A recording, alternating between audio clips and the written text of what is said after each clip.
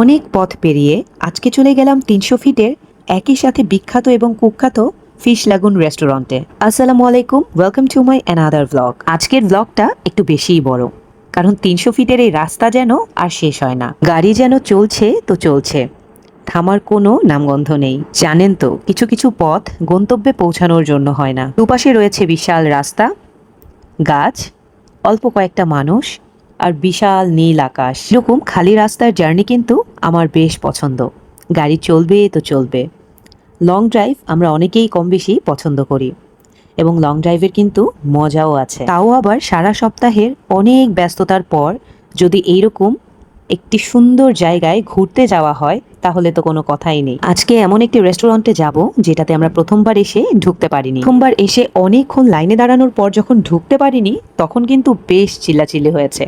একদম টেম্পার হারিয়ে আমরা অনেক চিল্লাচিল্লি করেছি, কারণ গরমের মধ্যে বিশাল বড় একটি লাইনে দাঁড়িয়ে শেষ পর্যন্ত আমরা এই রেস্টুরেন্টটাতে ঢুকতে পারিনি। জি, ইতিমধ্যে অনেকেই বুঝেছেন আমি ফিশ লাগুন রেস্টুরেন্টের কথা বলছি। এটা শুধুমাত্র ফেমাস এটার এন্টায়ার লুকিং এর জন্য। ইন্টেরিয়র ডিজাইন, ডেকোরেশন, থিম সবকিছুই একটু ভিন্ন। ভেতরে ঢুকলে মনে হয় এ যেন মাছের এক বিশাল রাজ্য। রং বেরঙের মাছগুলো আনন্দে ঘুরে বেড়াচ্ছে, আর ঠিক এই মাছের মাঝখানেই বসে রয়েছে মানুষ। পুরো রেস্টুরেন্ট যেন মাছের দখলে, কিন্তু এখানেই খেতে আসে দূর দূরান্ত থেকে মানুষ। এখানে গড়ে ওঠে মানুষের সাথে মাছের এক বন্ধুত্বের সম্পর্ক। পানিটাও বেশ সুন্দর, স্বচ্ছ। মাছগুলো আনন্দে সাঁতার কাটছে। বলতে হবে বাচ্চাদের আনন্দের একটি অন্যরকম জায়গা। মোটামুটি ঢাকা শহরের সব রেস্টুরেন্টেই বাচ্চাদের খেলার আলাদা জায়গা থাকে, আর এটা একটু ব্যতিক্রমধর্মী। এখানে মাছের সাথে মানুষের সখ্যতা হওয়ার বেশ সুযোগ রয়েছে। সত্যি বলতে আমি এখানকার একটা জিনিস দেখে বেশ অবাক হয়েছি। মাছগুলো কিন্তু একদম নির্ভীকভাবে সাঁতার কাটছে। বাচ্চারা যখন পানিতে হাত দিচ্ছে, প্রত্যেকটা মাছ সেই হাতের কাছে এসে জড়ো হয়ে যাচ্ছে। তারা ভাবছে মানুষ যেন তাদের পরম বন্ধু, এবং তারা আসছে একটি বিশ্বাস আর ভরসা নিয়ে যে তাদের জন্য খাবার নিয়ে আসা হয়েছে। আমার বাচ্চা দুটো যখনই পানিতে হাত দিচ্ছে, সবগুলো মাছ একসাথে জড়ো হয়ে যাচ্ছিল, আর এটাতে তারা ভীষণ আনন্দ পেয়েছে। ওখানে মাছের খাবার কিনতে পাওয়া যায়। নিজেদের খাবারের সাথে সাথে আপনারা মাছের খাবারও কিনতে পারবেন এবং মাছকে খাওয়াতে পারবেন। অন্যান্য রেস্টুরেন্টের গতানুগতিক আইডিয়া প্লে জোন থেকে একটু বের হয়ে যদি প্রকৃতির সাথে মিশতে চান, তাহলে চলে আসতে পারেন এই ফিশ লাগুন রেস্টুরেন্টে, যেখানে রয়েছে মাছ। শুধুমাত্র এই জিনিসটা দেখার জন্যই দ্বিতীয়বার এই রেস্টুরেন্টে আসা। তবে সেই দিন রেস্টুরেন্টের ভেতর আমার বেশ গরম লাগছিল, তো মানুষ ছিল কি আর বলবো। সেই অনুযায়ী আমার কেন জানি মনে হচ্ছিল তারা এসিটা প্রপারলি ছাড়েনি। কারণ এর আগের বার আমরা এসে ভেতরে ঢুকতে না পারলেও বাহির থেকে যতটুকু দেখে বুঝেছি ভেতরে বেশ ভালো ঠান্ডা। বাট যখন আমরা ঢুকেছি তখন কিন্তু এতটা ঠান্ডা ফিল হয়নি। আমার মোটামুটি গরম লাগছিল এবং একটা অস্বস্তি ফিল হচ্ছিল। চলেন একটু কথা বলি ওদের খাবার নিয়ে। খাবারের দাম অবশ্যই আকাশচুম্বী। আকাশচুম্বী হলেও তাতে আমার কোনো অসুবিধা নেই যদি খাবারটা সুস্বাদু হয়, কিন্তু দাম অনুযায়ী খাবারের টেস্ট একদম ভালো ছিল না। তার সময় আমরা কিছুটা টাকা খরচ করে ঢুকেছি। যেমন এখানে পার পার্সন এন্ট্রি ফি ৩০০ টাকা। ভেতরের ভিউটা পুরো দেখার জন্য যেমন আপনাকে ঘন্টার পর ঘন্টা লাইনে দাঁড়াতে হবে, তেমনই গুনতে হবে ৩০০ টাকা। এক একজন ব্যক্তির গুনতে হবে ৩০০ টাকা, আর পরবর্তীতে এই টাকা অ্যাডজাস্ট করে দেওয়া হবে খাবারের বিলের সাথে। তো আর কি করার, ভেতরে ঢোকার পর না চাওয়া সত্ত্বেও আপনার কিছু পরিমাণ খাবার অবশ্যই পারচেস করতে হবে। ভেতরে ঢুকেও কিন্তু আপনার অপেক্ষার পালা শেষ হবে না, অপেক্ষা করতে হবে ঘন্টার পর ঘন্টা, কেননা অর্ডার নেওয়ার লোক সংখ্যা বেশ কম। যারা অর্ডার নিবে তাদেরকে হাতের কাছে পাওয়াটাই যেন বিশাল চ্যালেঞ্জের ব্যাপার। ও আবার আপনি মাছের সাথে বসতে পারবেন না, দ্যাট মিনস মাঝখানে বসার কোনো স্কোপ নাই। আপনাকে বসতে হবে দুপাশে। মাঝখানে বসার জন্য আরো ৩-৪ ঘন্টা অপেক্ষা করতে হবে।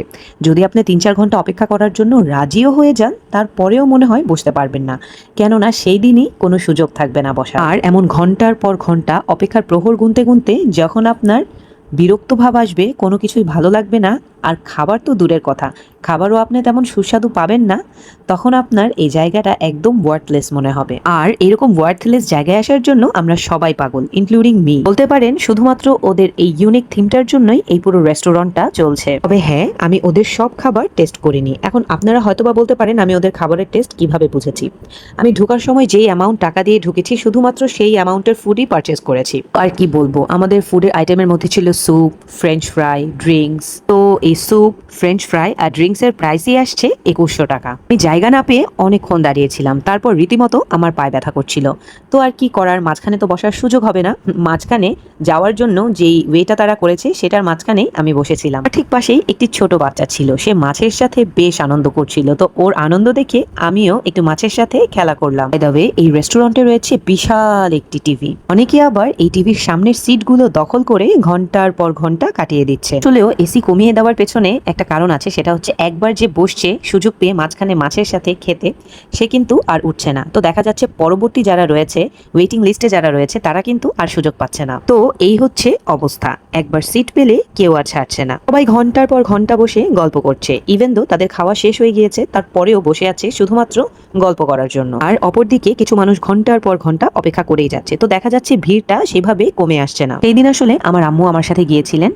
তো এটা হচ্ছে আম্মুকে নিয়ে অনেক দিন পর ঘুরতে বের হওয়া। আমরা বেশ কয়েকটা জায়গায় ঘুরে ফিরে শেষে এই রেস্টুরেন্টে এসেছি এবং এই রেস্টুরেন্টে আসার আগেই আমরা পেট ভরে খেয়ে নিয়েছি। ট্রাস্ট মি, আসার আগে আমার কেমন জানি ডাউট হচ্ছিল। আমার মন বলছিল যে এই রেস্টুরেন্টের খাবার একদম ভালো হবে না। They focus on theme, interior design rather than food and all. হাসির ব্যাপার হচ্ছে ওখানে অর্ডার নেয়ার মতো কেউ নেই, আর ফুড সার্ভ করার মতো লোক খুঁজে পাওয়া যাচ্ছিল না। তো যাই হোক, খাওয়া দাওয়া শেষ করে আমরা ব্লগটির একদম শেষ পর্যায়ে চলে আসছি।